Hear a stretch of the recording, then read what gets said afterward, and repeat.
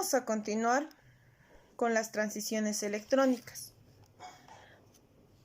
Para esto debemos tener claro algunos conceptos y definiciones que ya han sido previamente explicadas, pero haremos un pequeño resumen de las más importantes. Primeramente, debemos mencionar que las moléculas orgánicas distribuyen sus electrones en diferentes niveles electrónicos, llamados orbitales moleculares, de menor a mayor energía. Como se puede ver en la siguiente imagen, empezamos por sigma y pi, formando así estos los orbitales moleculares enlazantes, y posteriormente se forman los orbitales moleculares no enlazantes, que lo denominaremos con N. Estos son moléculas donde existen átomos con pares de electrones libres.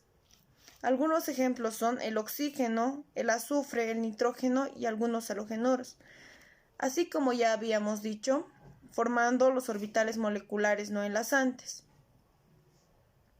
Estos dos absorben fotones de contenido energético y pueden producir transiciones, formando así los orbitales antienlazantes, que son pi excitado y sigma excitado. También debemos mencionar que en una molécula en estado fundamental ocupa los orbitales moleculares enlazantes y los orbitales moleculares no enlazantes, y tiene vacío o desocupados los orbitales moleculares antienlazantes. De esto podemos concluir que las transiciones electrónicas deben partir de orbitales moleculares no enlazantes y enlazantes para así llegar a orbitales moleculares antienlazantes. Dicho esto, como se muestra en la siguiente imagen, se pueden formar 5 tipos de transiciones. Las transiciones de sigma a sigma excitado, de sigma a pi excitado, de n a sigma excitado, de pi a pi excitado y de n a pi excitado. Para tener más claro esto, también debemos mencionar que las transiciones electrónicas más importantes suelen ser la HOMO, del último orbital ocupado al LUMO del primer orbital vacío. Para tener más claro esto, veremos el siguiente video y al finalizar continuaremos hablando específicamente de 2 tipos de transiciones, que son la pi y la pi excitado y de n a pi excitado.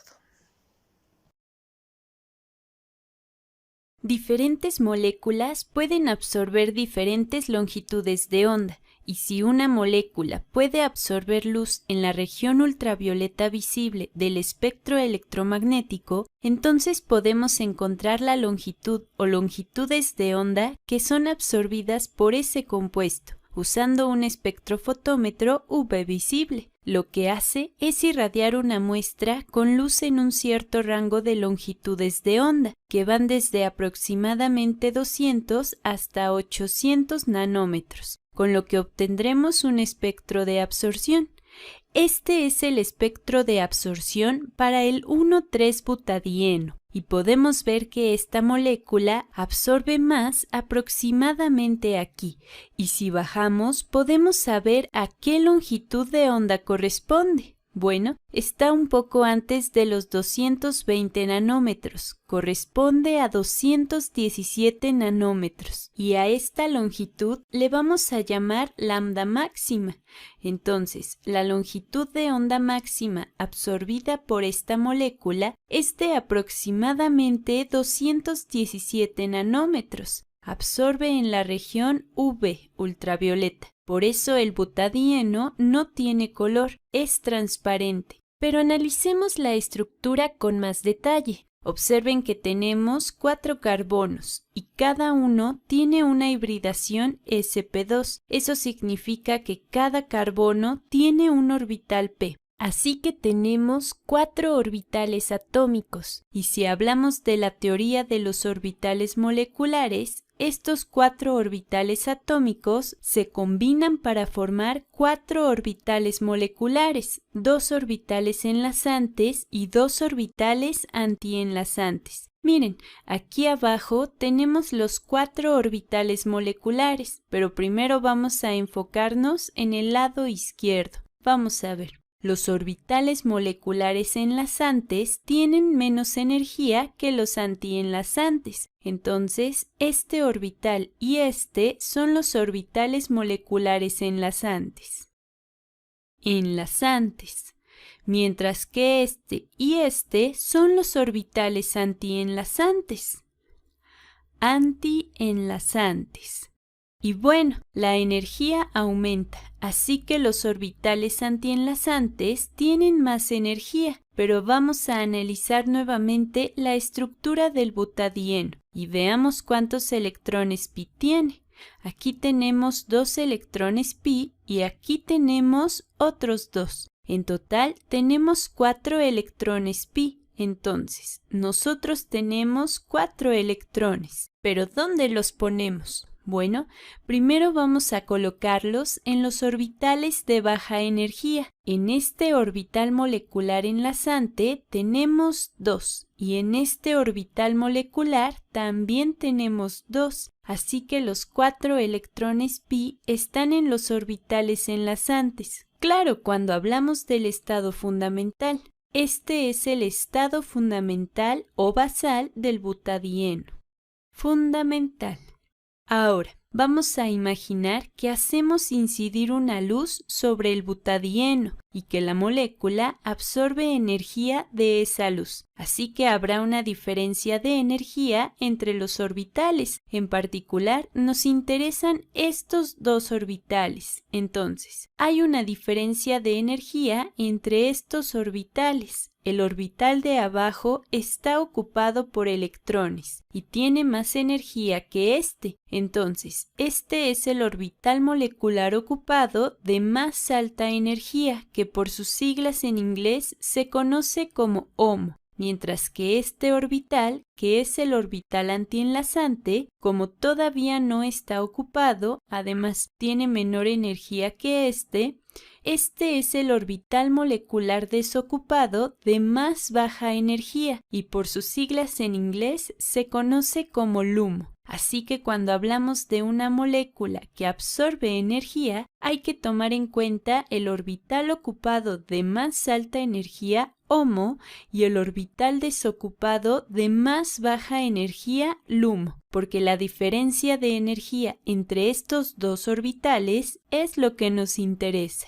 Entonces, la molécula absorbe energía y los electrones pi que absorben esa energía son impulsados a un nivel de más alta energía. Así que ahora estamos hablando del estado excitado. Excitado. Este es el estado excitado del butadieno. Entonces, estos 2 electrones pi se quedan aquí. Pero uno de estos 2 electrones se queda aquí y el otro absorbe energía, así que es impulsado a un nivel de mayor energía. Pasa del orbital HOMO al orbital LUMO, pero para lograr esa transición tuvo que absorber una cantidad específica de energía. Y bueno, nosotros sabemos que la energía proviene de la luz y también sabemos que la energía de un fotón es igual a la constante de Planck h por la frecuencia de la luz nu. Pero miren, en el espectro de absorción tenemos todo en longitudes de onda, así que necesitamos escribir la energía en términos de longitud de onda. Nosotros sabemos que la frecuencia y la longitud de onda están relacionadas por la velocidad de la luz, que es igual a la longitud de onda por la frecuencia. Entonces, la frecuencia es igual a la velocidad de la luz entre la longitud de onda. Y si esto lo sustituimos acá, nos queda que la energía es igual a h por c entre lambda. Esto es muy importante porque nos dice que la energía y la longitud de onda son inversamente proporcionales, así que podemos decir que una longitud de onda corresponde a una cantidad específica de energía. Entonces, esta diferencia de energía entre el orbital HOMO y LUMO corresponde a una cierta longitud de onda. Por eso aquí en el espectro de absorción del butadieno estamos hablando de una longitud de onda de 217 nanómetros. Ahora, al principio puede ser confuso porque parece que tenemos un rango muy amplio de longitudes de onda que son absorbidas, pero no se preocupen por eso. Esto solo es el resultado de las diferentes vibraciones y rotaciones de la molécula. Eso cambia las diferencias de energía un poco y por eso no vemos una sola longitud de onda, sino más bien esta señal ancha que corresponde a varias longitudes de onda absorbidas. Pero bueno, lo que hay que hacer es buscar la longitud de onda que se absorbió con más fuerza, y esa será la longitud de onda que corresponde a la diferencia de energía entre estos dos orbitales. Continuando, hablaremos de las transiciones de N a pi excitado y de pi a pi excitado. Estas dos serán consideradas juntas ya que existen muchos grupos químicos que contienen electrones orbitales en pi excitado y no enlazantes, como muestra la siguiente figura. Y esto se da porque la energía requerida para este proceso produce picos de absorción dentro del espectro experimental accesible, que va de 200 a 700 nanómetros aproximadamente.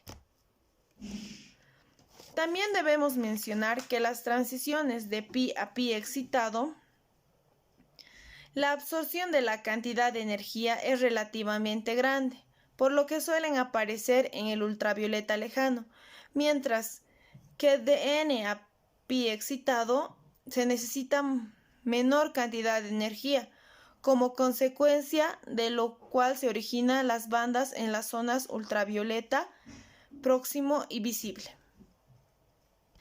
En lo que respecta a la intensidad de la absorción, las absortividades molares de los picos asociados a las transiciones N y pi excitado son generalmente bajos, de mayor longitud de onda, mientras que los que corresponden de pi a pi excitados son considerablemente mayores. De este último se puede deducir la regla de la selección de espectroscopía visible UV. Las transiciones N a pi excitado están prohibidas, entendiéndose por prohibidas que son unas transiciones de baja probabilidad, pero este puede cambiar dependiendo a diferentes aspectos. O puede comportarse dependiendo de diferentes aspectos. Procederemos a ver qué aspectos son los que hace que esto cambie. Lo que puede hacer que este comportamiento sufra algunas alteraciones puede ser los grupos cromóforos. Ambas transiciones requieren la presencia de grupos funcionales no saturados, que aportan los electrones pi. Estrictamente hablando, a estos centros absorbentes no saturados a los que se les aplica el término cromóforos. Algo más simple de entender nos dice que una sustancia, no toda ella se va a ver afectada por la misma. Al átomo o conjunto de átomos que absorben radiación en las regiones ultravioleta y visible se les denomina cromóforos. En las siguientes tablas tenemos algunos grupos cromóforos y las transiciones que experimentan y a qué longitud se encuentran. Otro grupo que puede ocasionar que existan algunas alteraciones son los auxocromóforos. Estas son moléculas o grupos de átomos que no absorben radiación, pero hacen que se modifique alguna de las características de la absorción del cromóforo. A estas se les denomina grupos auxocromos. Algunos ejemplos son el hidróxido, el amino y el cloro. Posteriormente hablaremos del efecto hipercrómico y hiprocrómico. Si un auxocromo o un cromóforo se encuentra en la misma molécula, la absorción del cromóforo se desplaza hacia longitudes de onda largas, a la vez que se produce un incremento en la intensidad de la absorción. Este efecto se atribuye normalmente a la posibilidad de que se den transiciones N y pi excitadas. En relación con las modificaciones de las intensidades de absorción se definen los siguientes términos. El efecto hipercrómico, donde se produce un aumento de la intensidad de la absorción y donde la longitud de onda máxima aumenta y se produce un efecto batocrómico o un desplazamiento hacia el rojo en la línea espectral. También se produce el efecto hipocrómico, que nos dice que la intensidad disminuye, que la intensidad de absorción disminuye, pero también la longitud de onda máxima disminuye y se produce un efecto ipsocrómico, el cual se hace un desplazamiento o una desviación hacia el color azul en la línea espectral. Para que nos quede más claro esto del efecto hipercrómico y hipocrómico, aquí tenemos una imagen donde podemos ver en las gráficas, en la primera gráfica, que se grafica intensidad versus longitud de onda y cómo es que aumenta la intensidad. Ahí hace una comparación de 1 y 2. Y en el efecto hipocrómico también se hace una gráfica de la intensidad versus la longitud de onda y cómo disminuye la intensidad de absorción. Eso es todo, muchas gracias. En la descripción les dejaré lo que es la bibliografía si ustedes quieren consultar.